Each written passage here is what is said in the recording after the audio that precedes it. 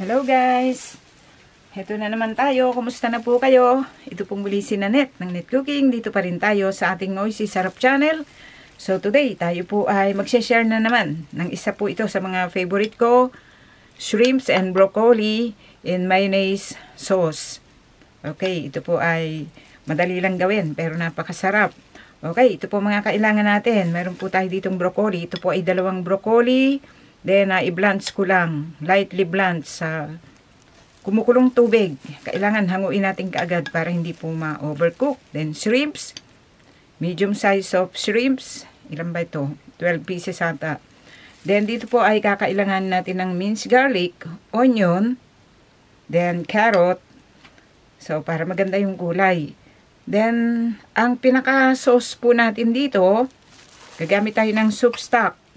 Ito, ang ginawa ko dito, tinunaw ko lang sa kumukulong tubig. Then, 2 soup stock. Then, kailangan po natin ng itong cornstarch. Siyempre, mayonnaise.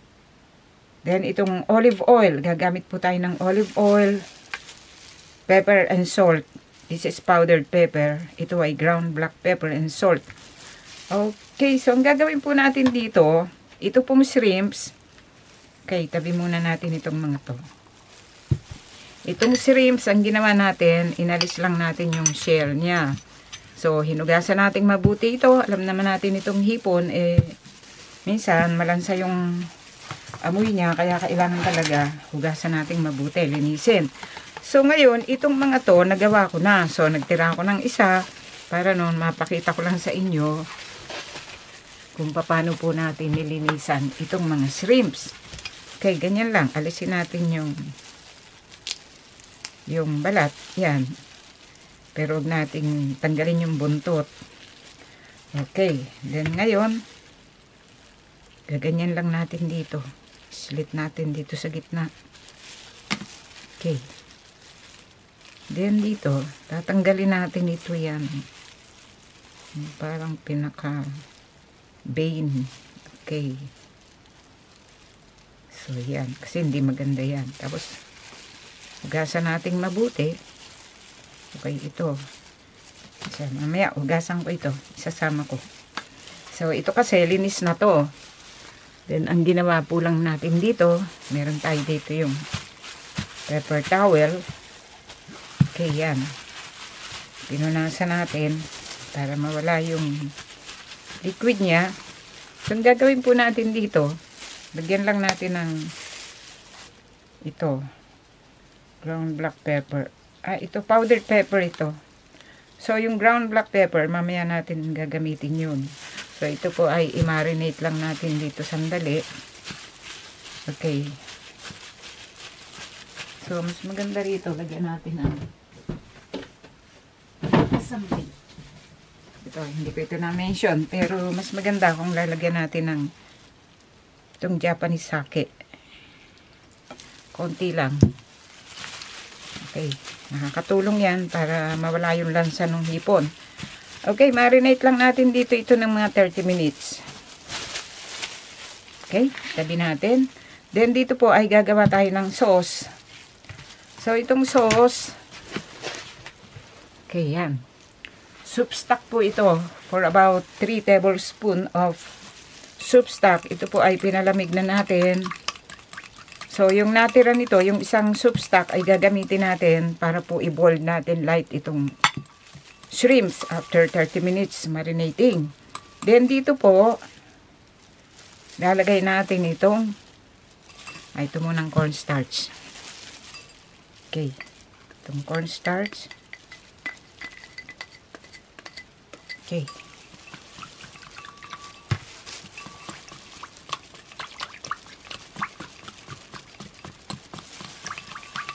Then, itong mayonnaise.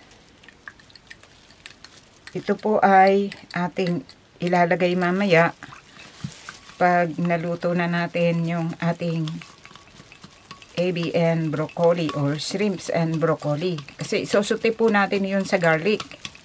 So, ito yung pinaka-sauce. Ilalagay po natin ito mamaya. Okay, tabi muna natin. So, hintay nating mamarinate ito after 30 minutes. Okay. Okay guys, then ngayon, meron po tayo dito yung ating soup stock, yung isang soup stock. Yan. So, nilagay natin dito sa half a cup of water. So, dito sa boiling water, after 30 minutes, so mag-iisang oras ko po itong na-marinate itong shrimps, ay lalagay natin dito. I-blanch lang natin hanggang mag-change yung kulay niya. Okay. So, kung tutuusin, sayang yung pinaka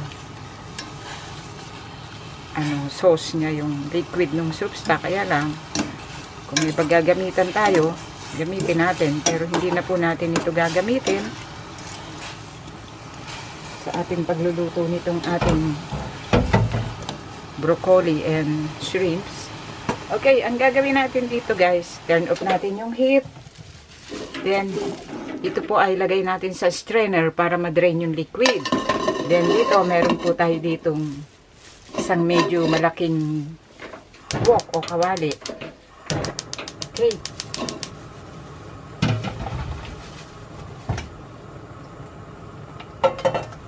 Then, dito, lalagay po natin itong ating olive oil. Okay. So, parang kulang yata. Mag-add pa tayo. Kasi itong olive oil, healthy naman ito eh. Okay. Then, dito, isusuti po natin itong garlic, onion, at saka yung broccoli.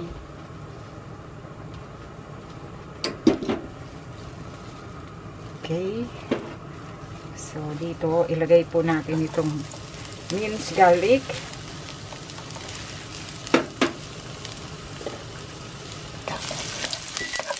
Okay. Wow, ang bango. Ang bango talaga pagka olive oil. Tapos, itong olive oil, kahit marami siya, okay lang kasi healthy naman ito. Then, lagay natin itong bango. Sibuyas.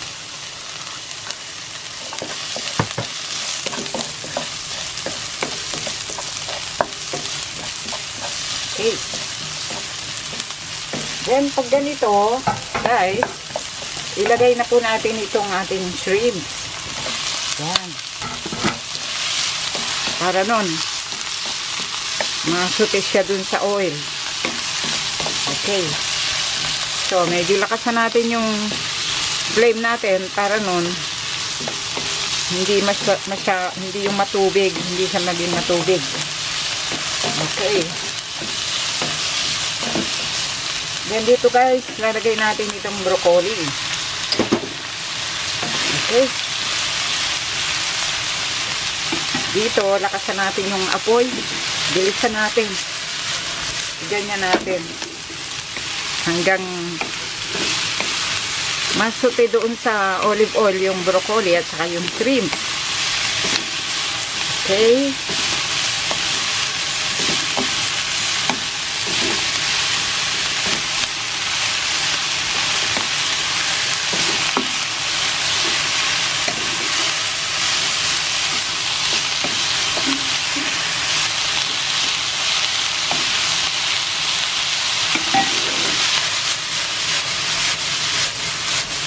Hayaan natin ganyan.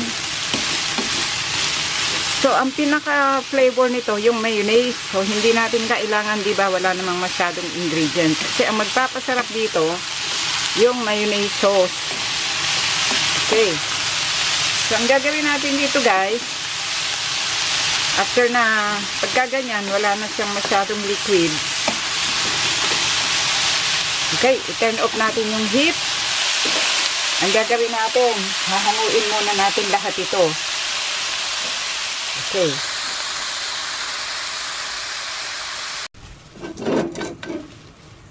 Okay, then ngayon guys, ibinalik natin dito yung kawali. Yan. Then dito, ilalagay po natin itong ating mayonnaise sauce. So, ganyan lang natin. Okay.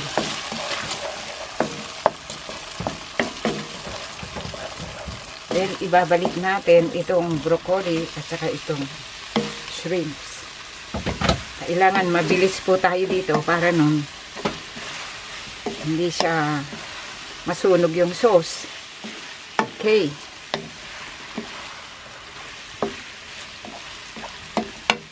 So guys, pwede tayo maglagay ng ground black pepper at salt dito. Okay. Okay, so pwede na ito guys.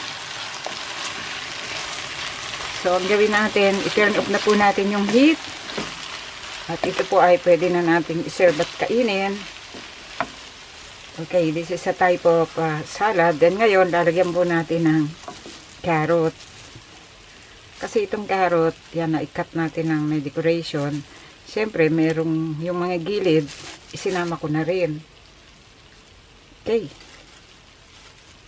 Kasi natin yan ito. Okay, transfer lang natin ito sa isang serving plate at pwede na po natin itong serve at kainin. Okay.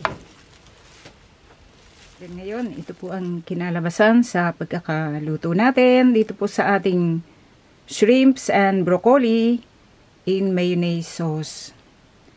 Ito po ay parang type ng salad po ito. Masarap siya. Try nyo pong gawin. Okay, ngayon, pagka yung mayonnaise ay parang kung gusto nyong lagyan pa siya, pwede nating ganyan lagyan sa pinakatap before nating iserve. Para nun, ganda siyang tingnan. O, diba? Wow. Okay, then pwede na po natin itong iserve at kainin. Sana po ay nagustuhan nyo ang pagkakagawa po natin dito o pagkakaluto po natin dito sa ating shrimps and broccoli in mayonnaise sauce. Okay, wala naman siyang masyadong ingredients. Okay, marami pong salamat. Ito pong muli si Nanette ng Net Cooking. Dito pa rin tayo sa ating Oisy Sarap channel. Thank you po. Bye!